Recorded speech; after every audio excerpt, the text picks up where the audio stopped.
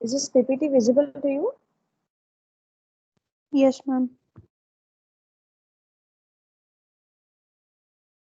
Okay. So, a very good afternoon, everyone. I welcome you all for the Strength of Materials lecture series with the code 18CV32. Okay. So, to have a brief brush up the concepts which we have learned in the previous sessions. So, if you remember, in the previous session, we had started with the shear force and bending moment diagram, that is third module, and we have discussed some of the basic concepts like what is a beam and what are the different types of supports, different types of reactions generated within the support, and different types of beams, right? So of course these things you people have already learned in first year. So we have uh, summarized these few concepts in the previous session, right? So in this today's session, we'll be discussing regarding types of loads, okay, and different types of units, okay, and the definition of shear force and bending moment, and the relationship between shear force, bending moment, and the loading, okay, the loading intensity W, right? So these are the today's topic level objectives. So these things we have already covered in the previous session. Now, as I said, we'll be discussing on different types of loadings, right? So basing on the action of forces, the loads have been majorly classified into three types, that is point load or concentrated load, and uniformly distributed load, and uniformly varying load. Okay, as you can see in this picture, so you have point load or concentrated load, uniformly distributed, and it is also called as UDL. Another one is uniformly varying load, that is UVL. And you may also get a fourth type of load, that is an external moment or a couple. Okay, so let's in detail discuss what is this UDL and UVL. So first of all, as I said, point load or the concentrated load. When a load acts concentrated at a definite point, right? So when the load acts concentrated at a definite point, the point of contact area is neglected here, right? And this is termed as concentrated load or the point load.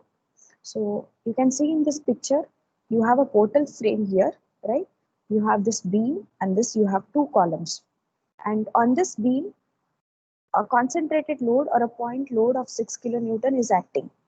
And if you can observe this clearly, this point load or this load is acting at single point, right? It is acting at one particular point, and that is why this is called as point load. The name itself indicates here point load, in the sense the area of contact is neglected here, right? The load is acting at a single point, right? And that is also called as concentrated load. So now in this case, this 6 kilonewton is basically a concentrated load. Okay, and as you can see here, this is a beam and these are the two columns. Okay, and this beam is loaded by 6 kilonewton point load. Okay, so this is about concentrated load. And I hope you know how to take the moment as well. Okay, when a concentrated load is given to you, how do you suppose now if this is a beam, right? Let's say that left end is A and right end is B. Okay, and this load is acting at a center of the beam, right? That is point load. Now, if I ask you to take the moment at A or B, I hope you know how to calculate the moment, right? What is the moment? M is equal to F into D, that is force into perpendicular distance. Yes. Do you know how to calculate moment in your first year? Yes, ma'am. Right. So, okay. So you need to follow, yes, exactly. So you need to follow the same method. So M is moment, M is equal to F into D, that is force into perpendicular distance between the line of action of the force and the considered point, right? So this is of course about the concentrated load. Now let's come to the uniformly distributed load. Okay. So distributed load is a load which is spread on some length of the beam. Okay, so this load, it is not actually acting at only one single point. So this is actually spread over some length of the beam. Now say suppose, as you can see in this picture, you have a beam A to B, right? So this beam is loaded with intensity W per unit length. So that is why W bar L is given to you. Now what is the meaning of this W bar L? It is load per unit length. So this width of the beam, let's say that it is usually assumed as 1 meter width. Okay. So for this one, of course, it is not visible to you. This is a 2D diagram. When you can imagine, if you can imagine a 3D diagram, okay, the width of the beam is always considered for 1 meter. So for 1 meter width, this load W is acting over this span from A to B. That is, it is having a span of L, right? So this distributed load, it is the load which is spread on some length of the beam. So some length, in this case, the length is L, okay? And that is why, okay, that is the reason it is measured in intensity. Now, since it has spread over some length, it is not acting at single point, okay? It is spread over some length. That is why this is also called as intensity of load, okay? The reason is it is measured in intensity units. That is, since it is spread over some length, it is taken as Newton per meter. Now say suppose it is 3, W in this case is 3. Okay, let's assume that W in this case is 3. Now, how do you write the unit? It is acting over per unit length. In the sense, you may take it as either Newton or kilonewton per meter. Why per meter? Because it is acting over this entire length. So per meter, whatever may be the load, that you need to calculate. Okay. So W per unit length. So that's why this picture has been shown to you clearly. Okay. And the unit of this UDL is kilonewton per meter or Newton per meter. Okay. Now, even here you can see how do you convert this UDL, that is uniformly distributed load, to the concentrated load. Okay, so I hope this conversion you have learned it in first year.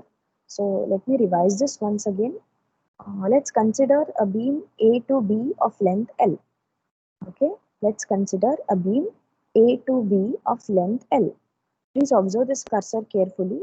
This is a A point, this is the B point.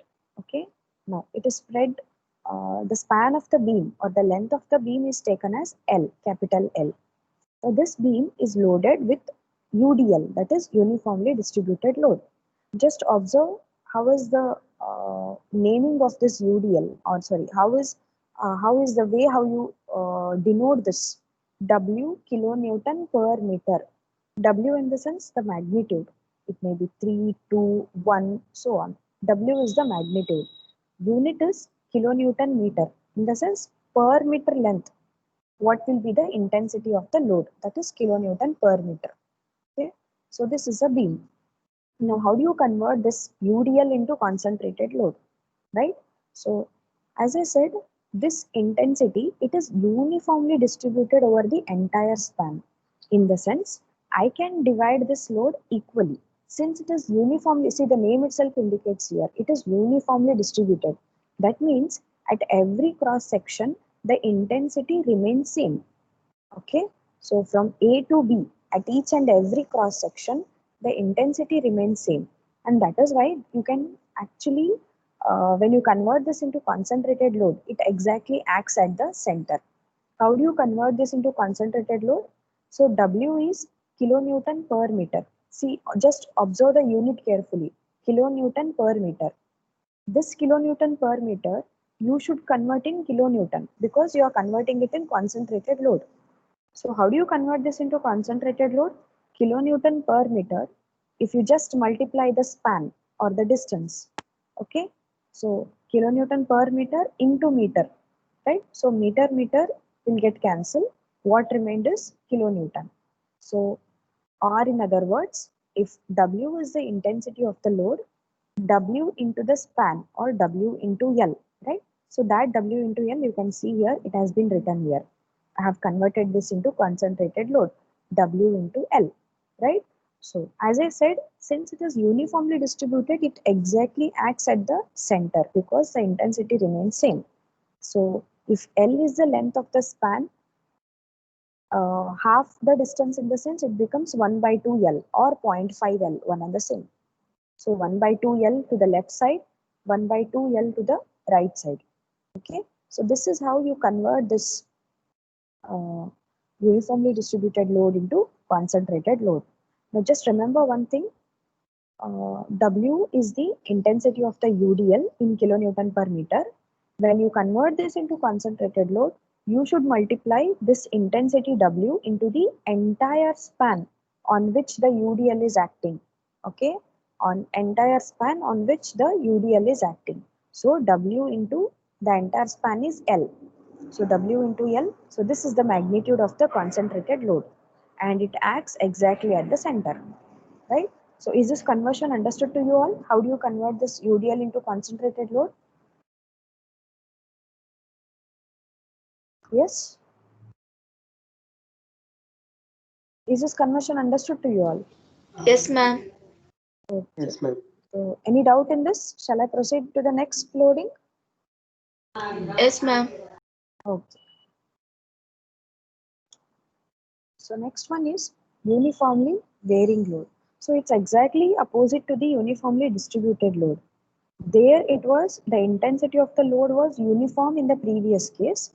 Now the name itself suggests you uniformly varying load, in the sense at each and every cross section, the intensity of the load is going to be varied, right? So whenever a load whenever a load is distributed along the length of the beam, okay, the intensity is gonna vary, right?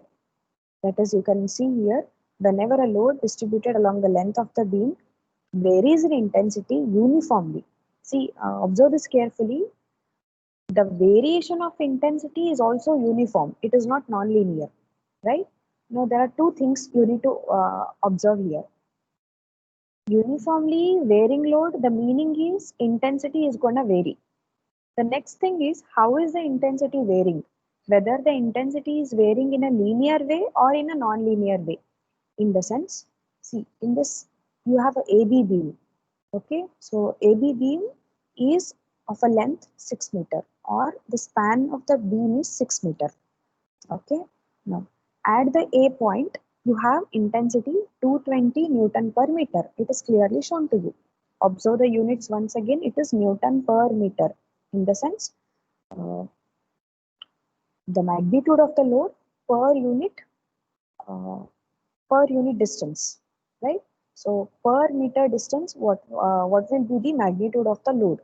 So it is 220 Newton per meter.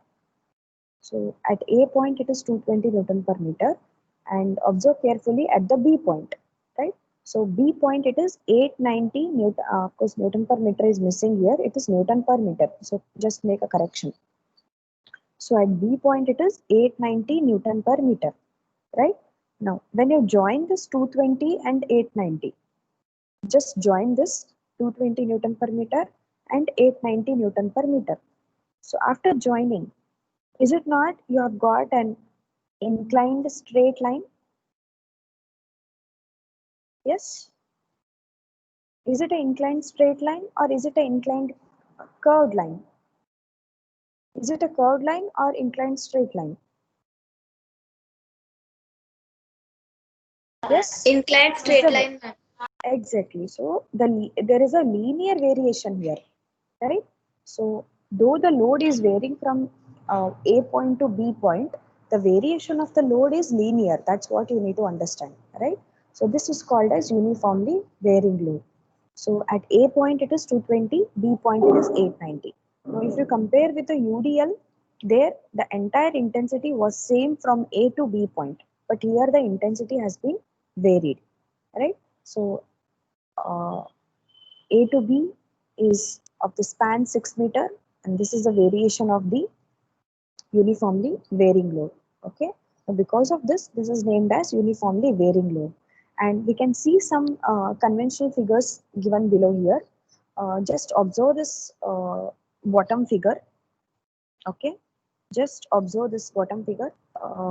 just beside the first figure, you have the second figure, you have a triangular form. So either it can be a triangular form or it can be in the first type of form. Now, what is the difference between the first diagram and the second diagram is, uh, at A point, the intensity of the load is 220 Newton per meter. Whereas in the second diagram at A point, okay, of course the alphabets are missing here, but observe this carefully. At the second point, that is at the A point, the intensity of the load at A in the second diagram is 0, right? So here it was 220, in the second it was case 0, and that's why you're getting it as a simple triangle, right? So I hope this difference is understood to you all. What is the difference between first diagram and the second diagram? Have you? Is it understood to you all? Yes. The difference between first diagram and the second diagram is the intensity at A point in the first diagram is 220 Newton per meter. The intensity at A point in the second diagram is 0. But both are uniformly varying load. Only thing is intensity has been changed, and that's why you can see this diagram. Is it understood to you all? Yes? Yes, Is ma'am. this understood to you? Okay. So now, can you see the third diagram which is given at the bottom? Is this visible to you?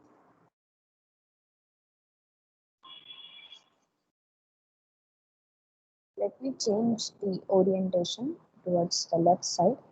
So now it is visible.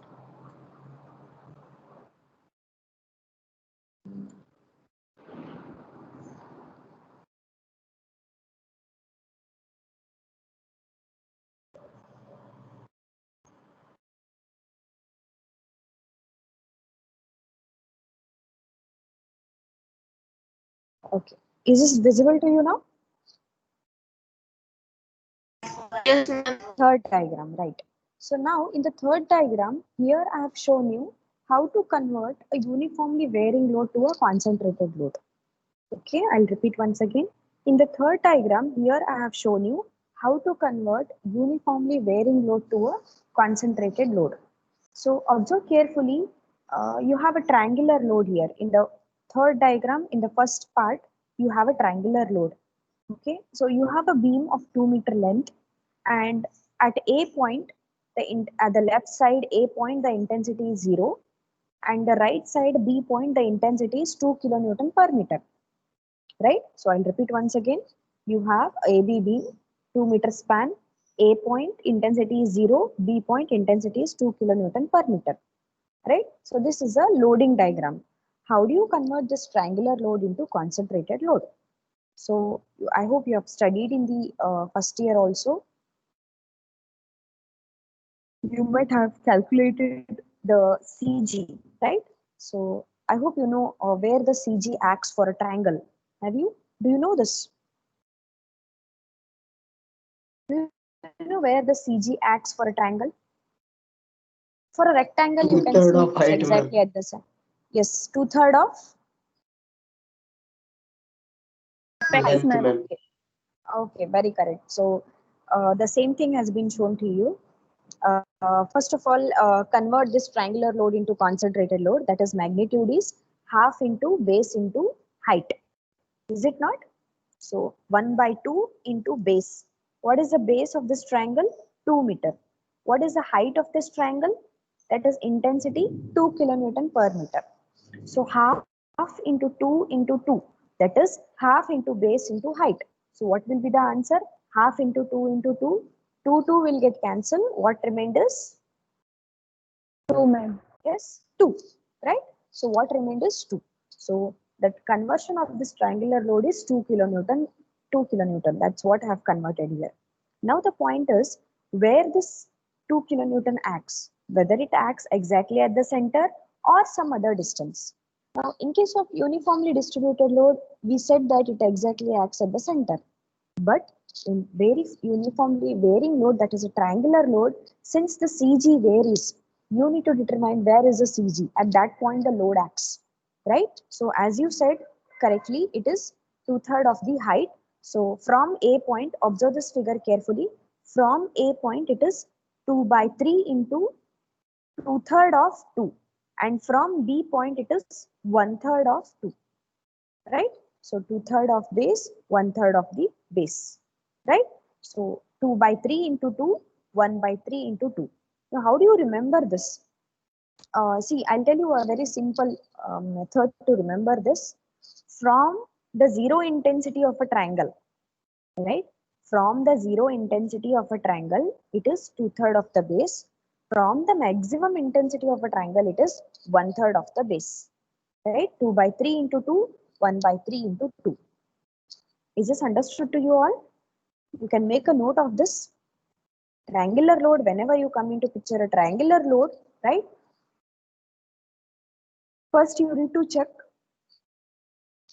where is the zero intensity of a triangle. Okay, so the zero intensity of a triangle is at A point. So it is 2/3 of the base, 2 by 3 into 2. That's what I have written here. Now from the left end, sorry, from the right end, that is from the B point. As I said, it is the maximum intensity here. Hence it is 1/3 of the base, that is 1 by 3 into 2. So whatever the answer you get, that you can write and simply mention here. Total distance is 2 meter. In this 2 meter, the division has been shown to you. Is this understood to you? Yes. Is this understood to you?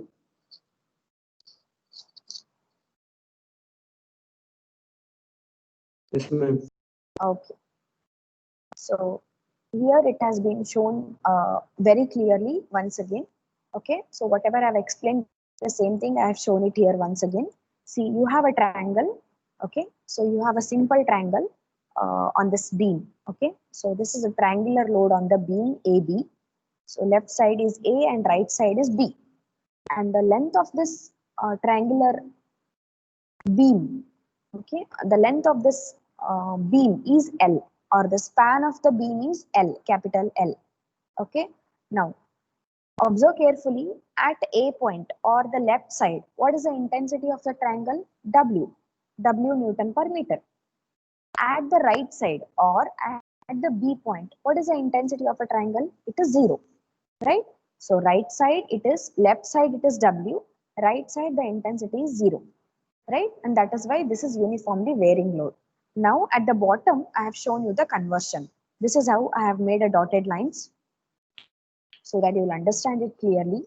So by taking this dotted lines, I have drawn the beam once again. Here I have shown you the triangular load conversion into concentrated load. So triangular load conversion into concentrated load is half base into height, right? So 1 by 2 into L into W, right? 1 by 2 into L into W, that is WL by 2, right? So this should not be W Newton per meter. This should be WL by 2. Make this correction, okay? So this is should be WL by 2, concentrated load. What is this? WL by 2. How did you get WL by 2? Half into L into W, WL by 2. Now, where this load acts, as I said, first check the triangle. Where is your maximum intensity? Where is your minimum intensity or the zero intensity? Maximum intensity is at A point, minimum intensity is at B point. So as I said, from the maximum intensity, it is 1/3 of the base, that is 1 by 3 into L. From the minimum intensity, it is 2/3 of the base, that is 2 by 3 into L. So this is how I have made the marking, and you need to calculate this distance. Is this understood to you all? Yes? Yes, Yes, ma'am. ma'am. Okay. Yes, So ma'am. now, okay, fine. So now,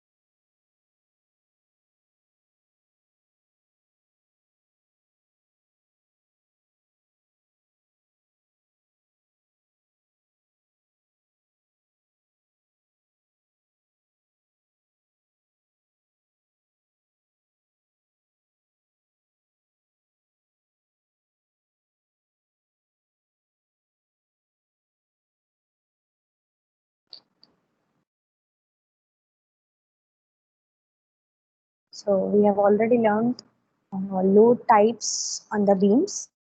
Okay, let me continue. Before few of the students have joined now, let me admit them first. I've already told, please make sure you join the class well within 5 minutes early, right?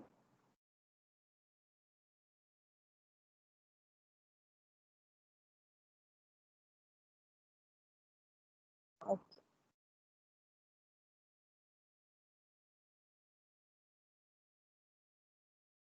So is this diagram visible to you? Yes, ma'am. Let me zoom this further. Okay. Right. So till now we have discussed about a beam, types of beam, its different supports and different types of loadings. Now I'll come to the actual point, that is my third module. Of course, these also include in the third module, but let me come directly to the concept, that is shear force and bending moment. Right. So for a beam, what is shear force and what is bending moment?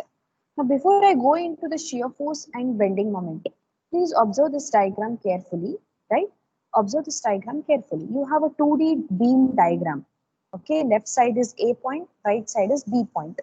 Now, this is a longitudinal section of the beam. I hope you understand what is a longitudinal section and what is a cross section. Understand this first. Okay. Now, as you can see here, please observe my cursor carefully. This is the longitudinal section. In longitudinal section, you can see length of the beam. Can you see the length of the beam? What is the length of the beam here? Span is equal to L is missing here. It should be L. Okay, this is the length of the beam.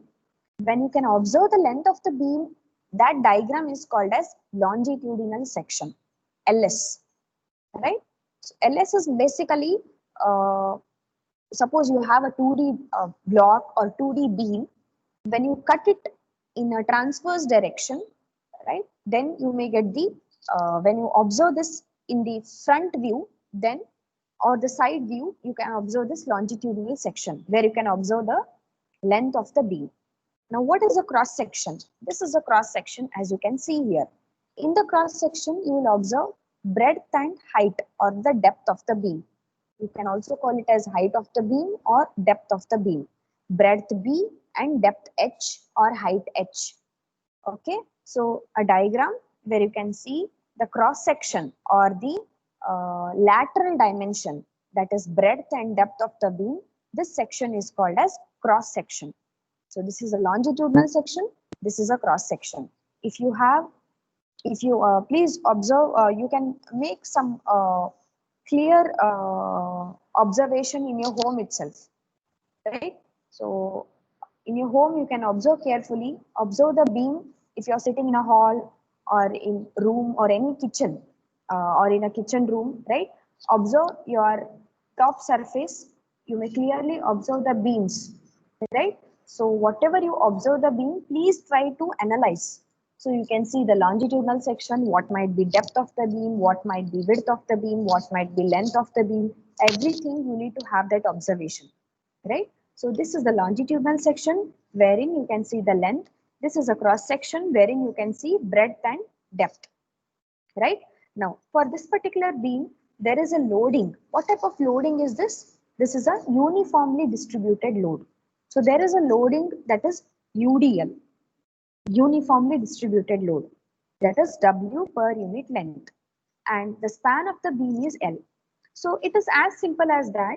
Basically, this is a simple support. Is it a simple support? Yes. How is this beam supported? What type of support is there here? Anybody?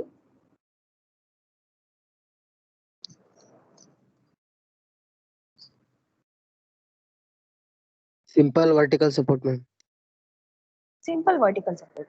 Okay. So it is simple support. There is only one reaction here. The beam is simply resting, right? So you have only one reaction, right? So a UDL is loaded on this beam, okay?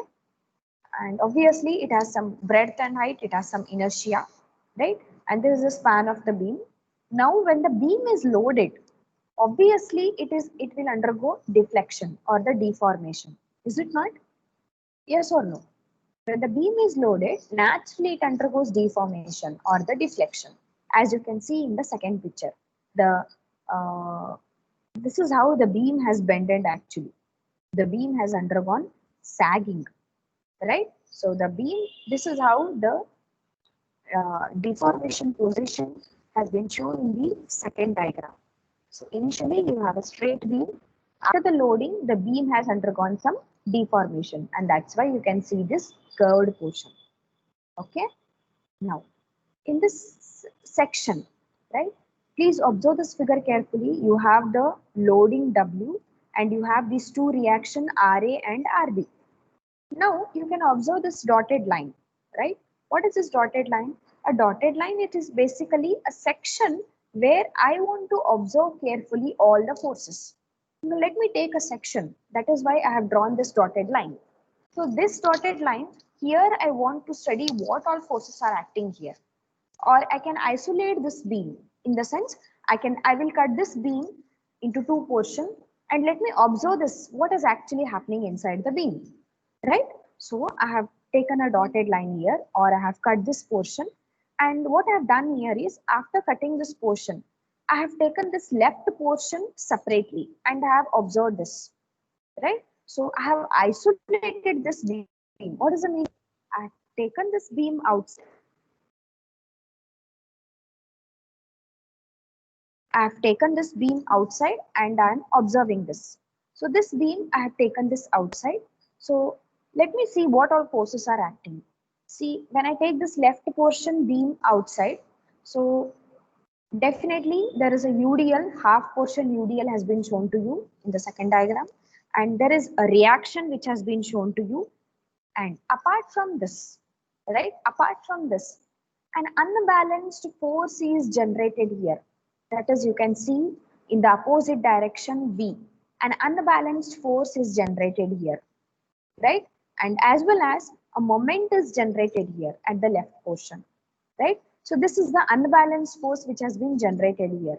Now this has been generated to resist this deformation. See, obviously when a beam is loaded, okay, initially it will not undergo a full deformation. Obviously the beam is going to resist, is it not? The beam is going to resist the loading, right? So that resistance is given in the form of these unbalanced force. Whatever the beam gives you some resistance to this deformation, that resistance is given in the form of these unbalanced force. So when I take this section at here at the left side, an unbalanced force V is generated in the downward direction. Why downward direction? Because the actual reaction is in upward direction. So to counteract, obviously the resistance should be in downward direction. That is V. Okay. And at the same time, see, because of this reaction, okay, now if you take the moment at this dotted line about this reaction, it is RA into X, right? So RA into X is the moment which is actually acting on the beam. To resist this, right? To resist this, there is an unbalanced force M which is being generated opposite to the moment. See, RA into X, it is basically a clockwise moment.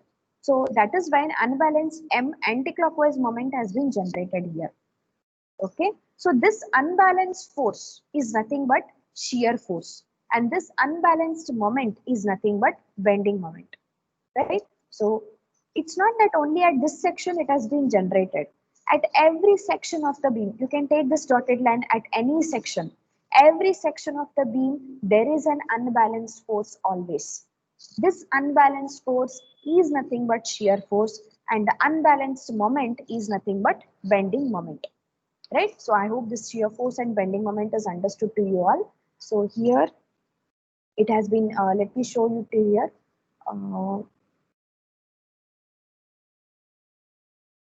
Okay, here you can see here. The bending moment is defined as internal resistance moment to counteract the external moment due to loads, and mathematically is equal to algebraic sum of moments of the loads acting on one side of the section.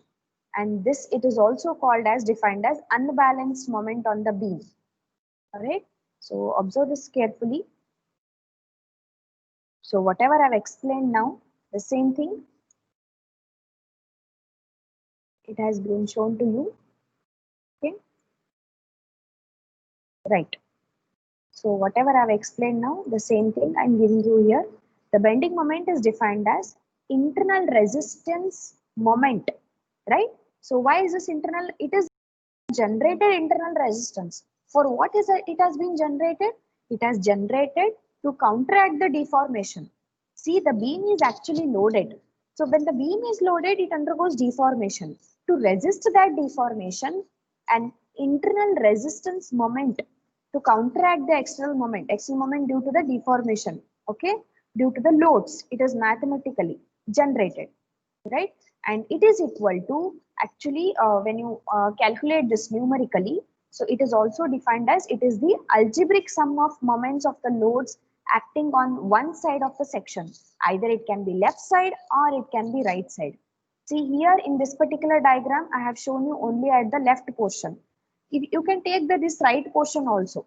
You can take this right portion and you can analyze this.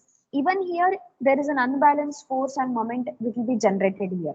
That unbalanced force is nothing but shear force, and the unbalanced moment is nothing but bending moment, right? So in a similar way, here also it has been given to you in the form of shear force. Shear force is the internal resistance developed to counteract the shearing action due to the external load, and mathematically it is equal to algebraic sum of vertical loads on one side of the section.